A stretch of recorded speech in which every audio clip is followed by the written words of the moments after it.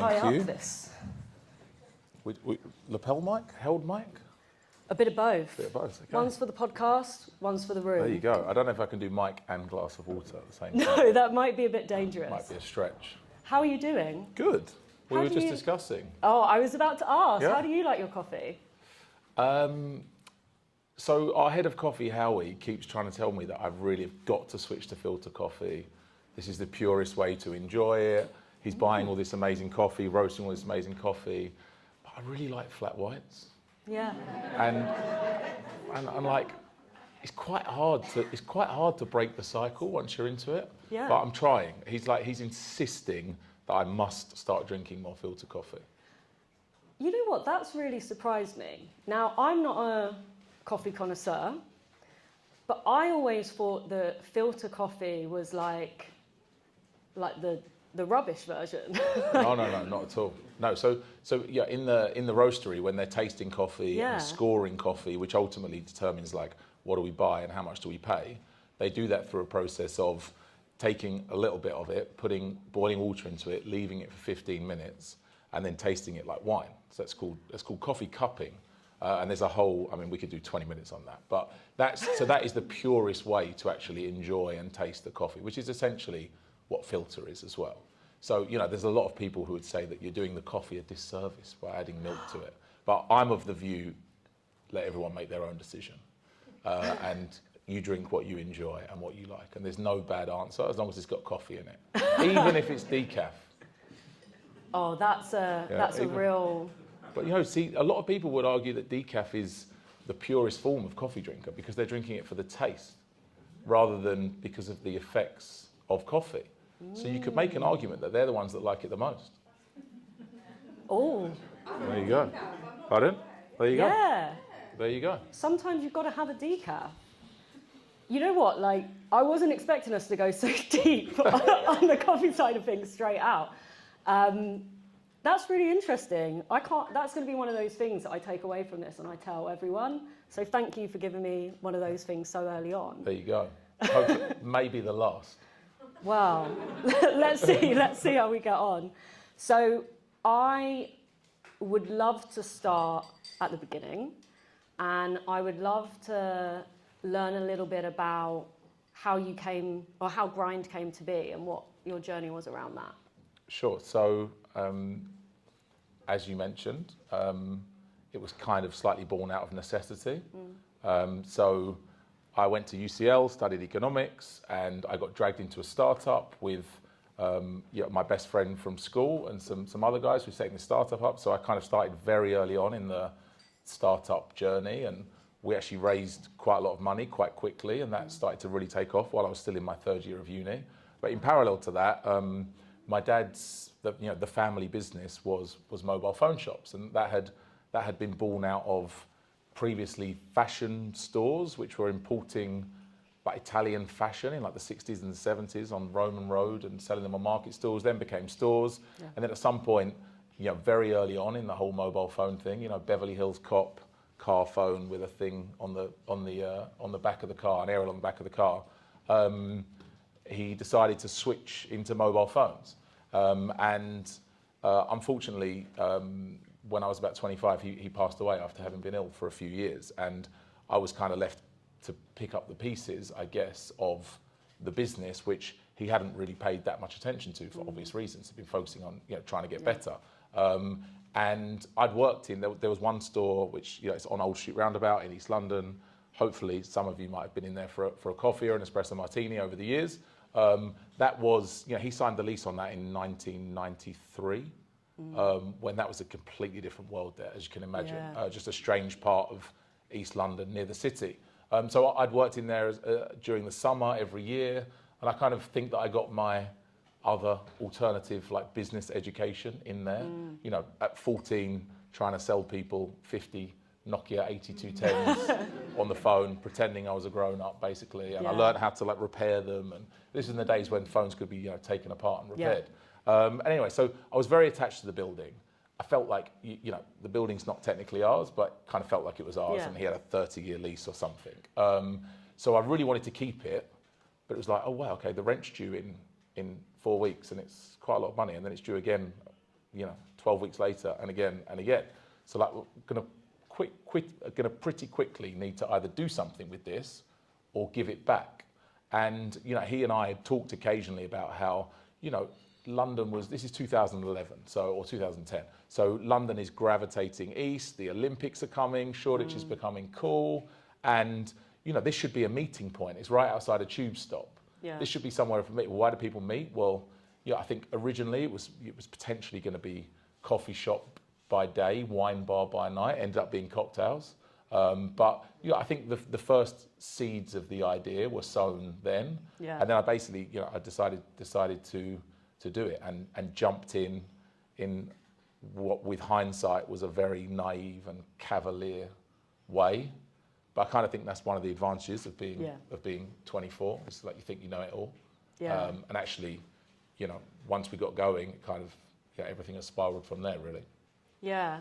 And I'm curious, it kind of, like hearing you talk about that and reading up about your background, like it kind of feels like you were destined in a way for like entrepreneurship with, your family owning their business, with you starting your own business so early on whilst you're at uni, and then into this. Did you like have that sense growing up that you would work for yourself?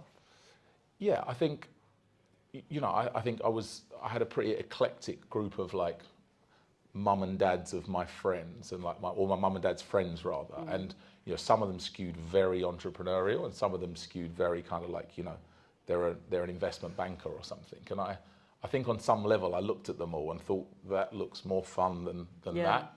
And my mum worked for big corporates, and my dad seemed to do whatever he liked and like drive around in his classic car and like have lots of fun and go and see his friends whenever he liked. And I just thought that all just like looks more fun than like my mum who leaves and goes to an office every day and then comes back at a certain time. And listen, she was a very important, sensible, balancing force to him. But I don't know, I think intrinsically on some level I thought it kind of looks more fun being your own boss than not.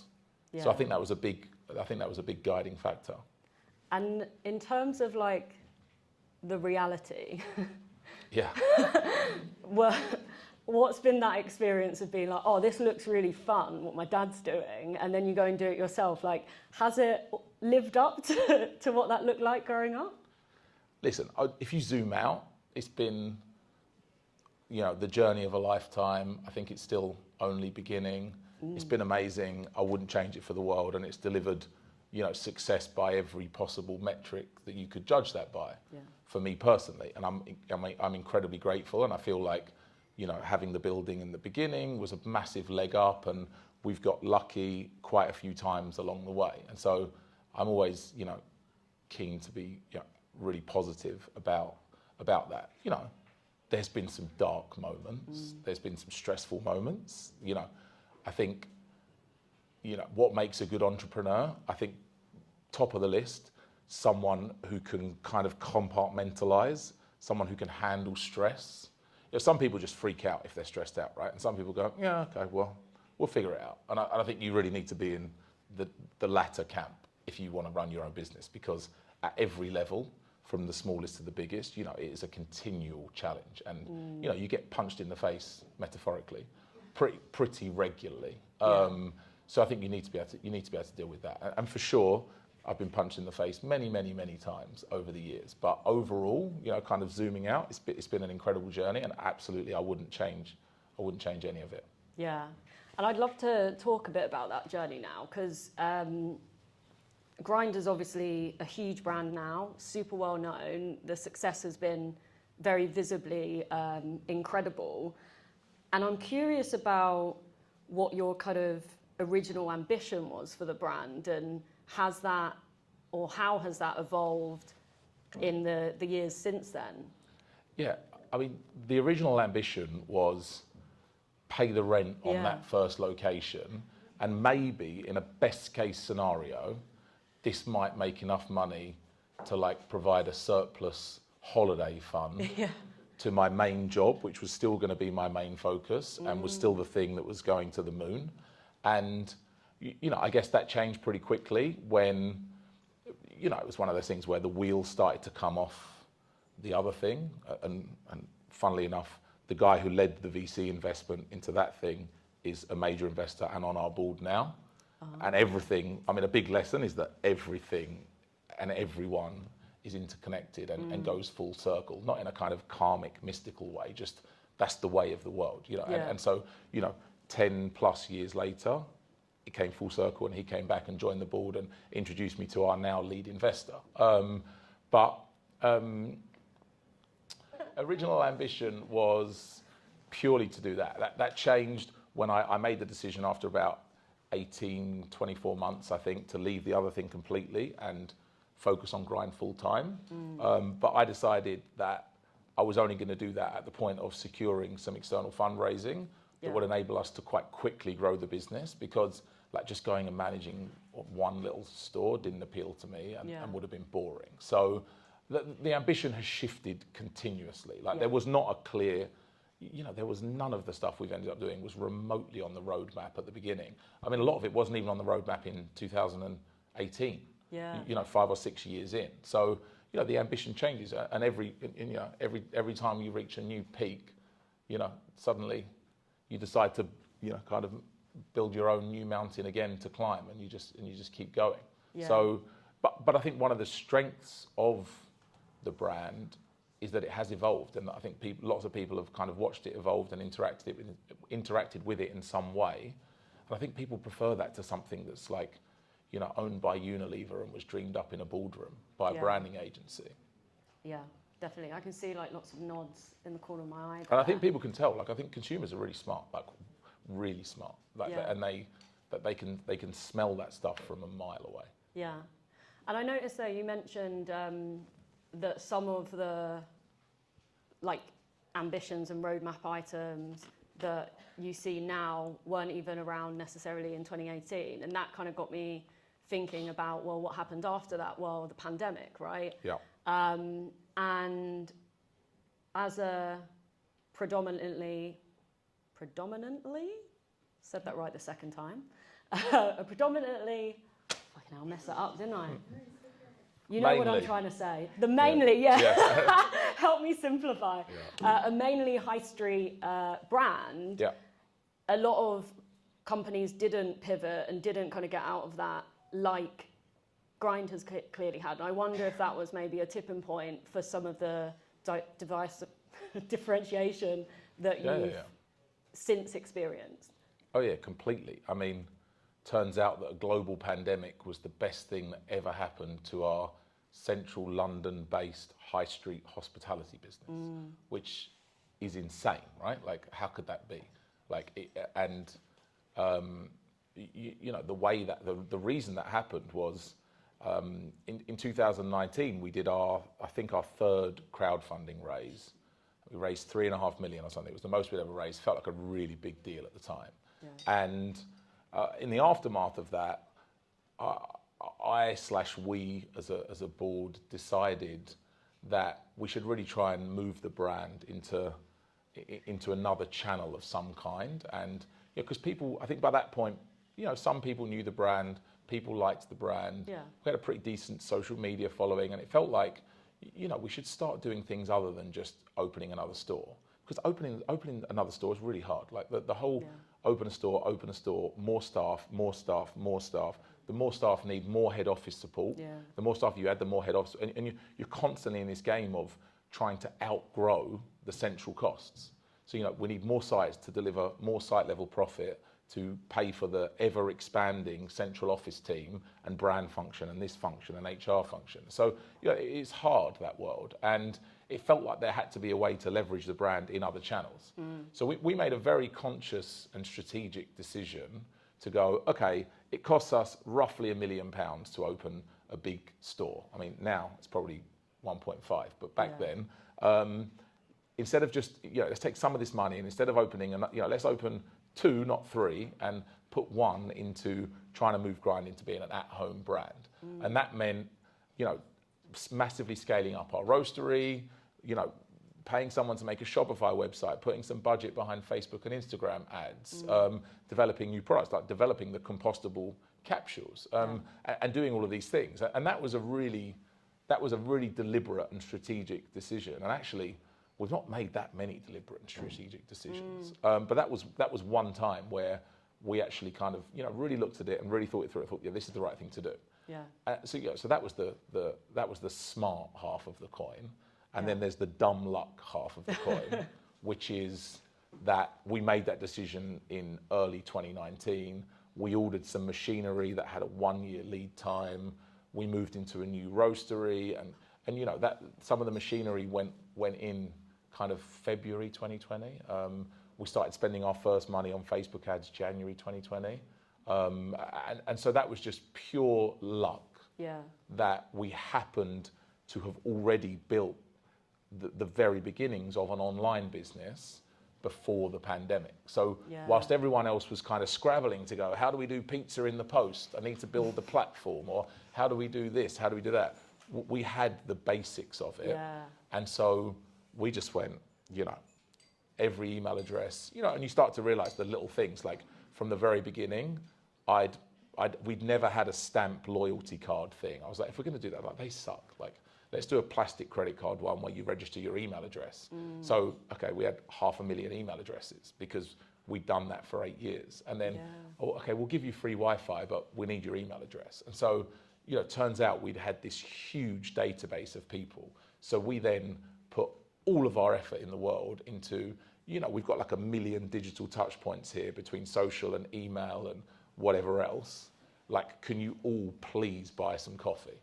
And because we're closed. And, I've never for 1 second thought the business might die until that first week of the pandemic. And I thought, there's a very real chance here that, 2011 to 2020, 9 years at that point, is toast.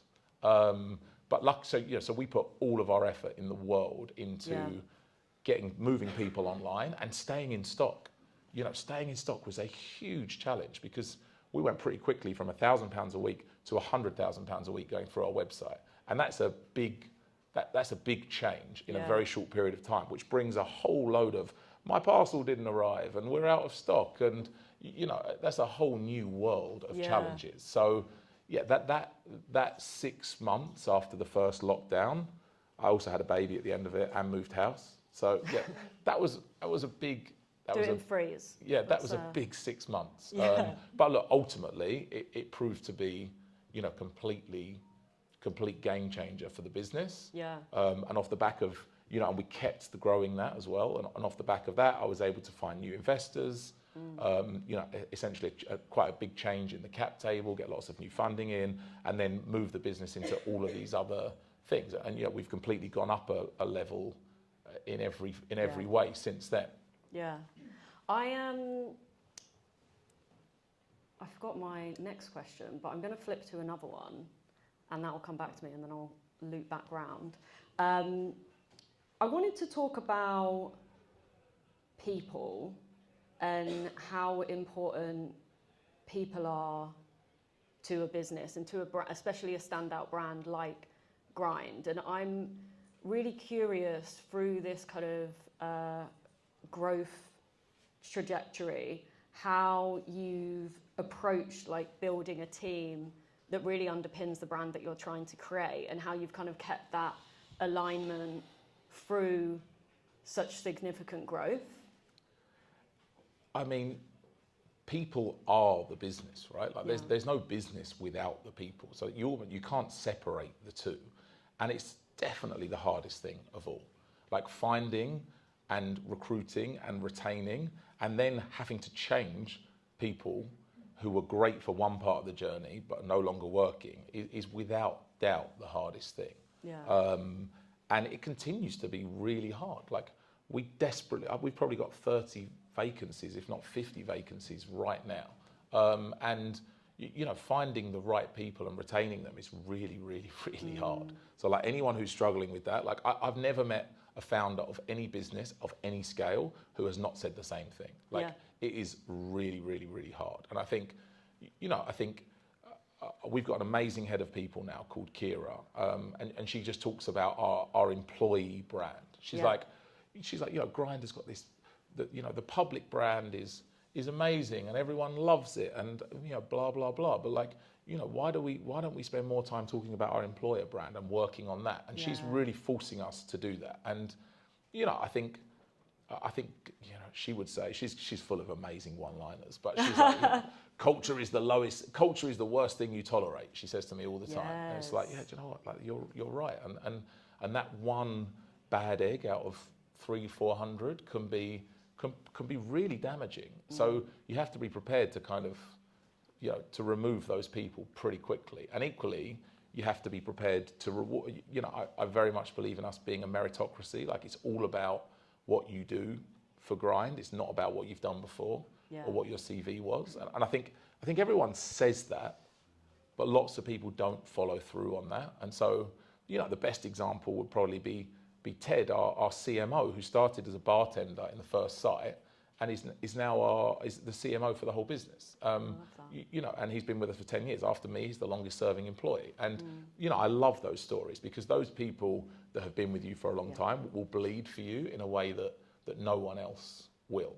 But like, it's super challenging. And particularly every time the business grows by another, however much, you need a whole different set of people. Yeah. And I mean, we've got people with job titles now, and I mean, I can't believe we employ one of those. Like, it's insane. Like, but you do just, particularly as the business becomes more complex, you need lots of people doing lots of things you could never even imagine that you would do. But my high level goal with the leadership team is just to employ people who are all way better at all of these things than I could ever be, and I have no desire to do their jobs. I just want to kind of keep them together, keep the business moving in the right direction, and let them get on with it. Yeah, I think that's such a beautiful way to think about the role of a founder or a CEO. I think that naturally in the early stages of a business, you are kind of forced to do everything. You are the head of everything. Exactly. Yeah. But I think that there shouldn't be a sense of pride necessarily in that. I think as soon as you can bring other people in to kind of support you on your mission in areas that maybe aren't your strong points, that's like do it. Like, don't think about it twice. If you can, then do it. And I think me and your head of people would get on really well. Like, that one-liner, gorgeous. And something that I wanted to say on that is, in my work, we often talk about how brand and culture are actually the same thing. Yeah. And it's all well and good having this beautiful brand that's like really approachable and like, edgy and all of that stuff on the outside. But if people come into your stores or speak to your customer service or interact with your brand and get something like stuffy and completely something that undermines that, then trust and loyalty completely just goes. Brand is just shorthand for values, right? Like, from product values to how you treat people to how you treat customers, and like that has to exist across every level of the organization and through every touch point with customers or other businesses that you work with and your own team, and it has to run true. And there's no easy way to do it. And it's it's how you behave when no one's looking. It's how you behave in the dark moments, like how you behave during COVID. A lot of businesses. I think Boris announced the first lockdown on a Monday, and Rishi didn't announce the furlough scheme and all those things by Friday. And I could name 2 or 3 Sunday Times top 100 employers who fired hundreds of people between that Monday and Friday. Like, I won't say who they are, but like, that's the reality. And like, that was when no one was looking. Were you really a Sunday Times top 100 employer? No, you weren't, because you just freaked out and fired everyone. Yeah. So like, and I think, I'm really proud of how we behaved through the pandemic to all of our team. And that loyalty has been repaid during the hiring crisis and staffing crisis that has engulfed kind of everything in London in particular. And we've had loads of people who have been with us for a long, long time now. And I think, because I think people judge you, in the worst moments, right? Yeah, definitely. And I've remembered the question that I wanted to ask previous to this one, and it kind of does link in because it's related to people. But you mentioned how you had been kind of building a community through the loyalty schemes and like having all those email addresses like early on, and how that kind of saw you through a moment that you wouldn't have been able to anticipate. And I was thinking while she was saying it that there's a really interesting learning there about kind of focusing on the community that you build with your customers. And I wonder what your approach to that has been. Community is a very potentially overused word. Yeah. I think what that means to me is making great products, like giving people great customer service, be that if you buy something through the post, be that if you come to one of our stores, be that if you're a partner like Soho House, who we supply everywhere, right? Like we have to give them a great service. Like there's so many levels to which you have to give great service. You have to have great product, you have to have great service, and then you have to be fundamentally good and behave well and make the right decisions, even when no one is looking. Like, you know, we were, I don't know, so many times I was confronted with an A-B decision, like, and this one might be cheaper and easier, but this feels like the right one. It's like, well, I think those things compound, and over time, if you continuously choose the right one, I think that does compound into a kind of employee brand, employer brand, public brand that people trust, and you have to trust. Like, I think more than ever, people want to trust brands. Yeah, 100%.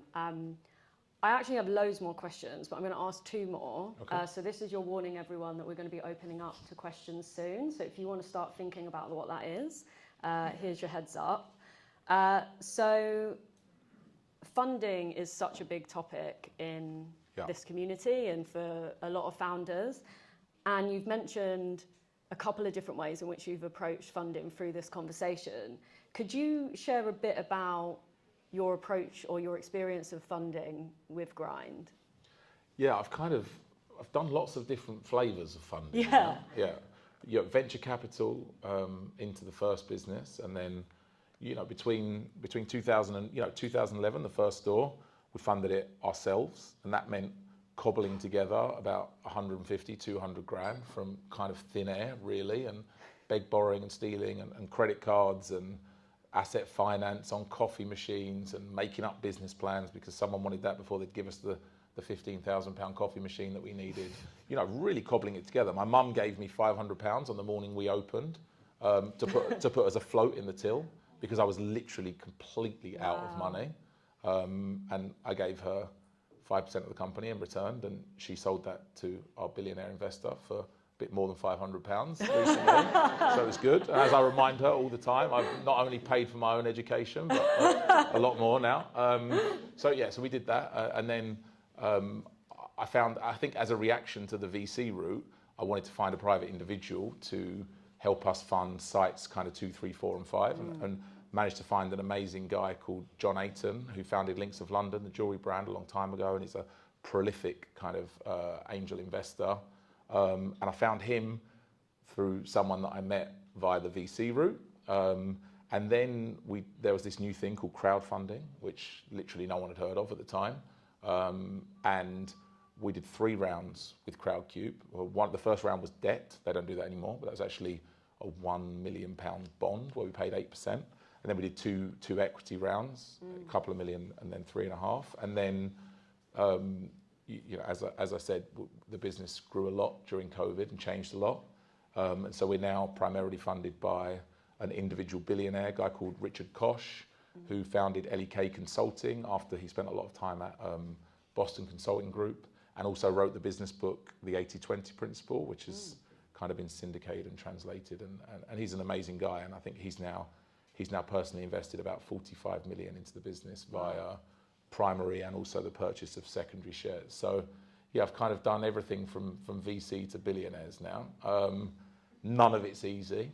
I think they all have their pros and cons. I think they're all suitable for different businesses at different phases. And you go from, I'll take money from anyone. Like, just like if you're writing a check, I'm taking it, to, okay, well, maybe now we've got the luxury of thinking about, well, actually, we're going to do more expansion into Europe, and it would be really great if we could get some people to invest who have really, really relevant experience and have made the mistakes already on other brands about how do you expand into Europe. Yeah. So, you get, I think the luxury of being a bit more selective with investors comes with time. But ultimately, it's my main job is to keep the business funded and growing, so that you can always, if you need to, tap into more capital at ever higher valuations, in order to fund the next stage of growth. And that is a big part of the job. Yeah. And speaking of investors, I understand that you're now an angel investor yourself. How has it been being on the other side, and what is the kind of thing that you look for in an investment now? Yeah, do you know what? It's been really interesting.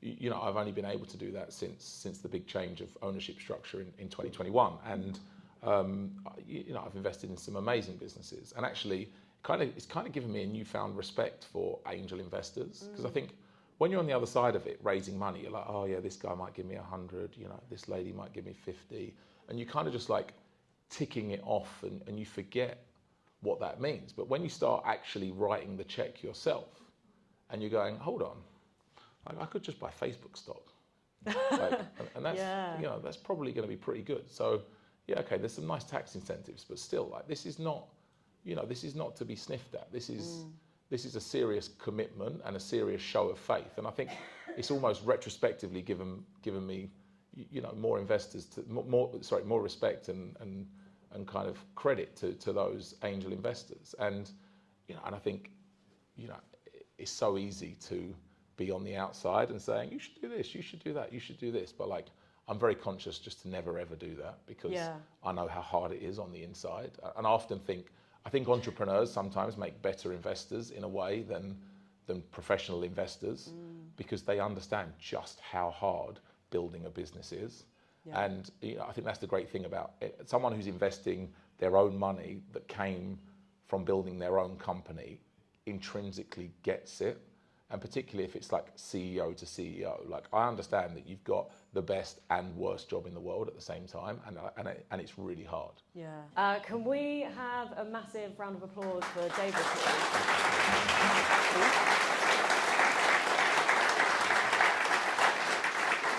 Thank you so much. Thank you for having me. It's been such a great conversation. The good news is that you can all hang around for a bit. I think we've got the space until 9. Yeah, thumbs up.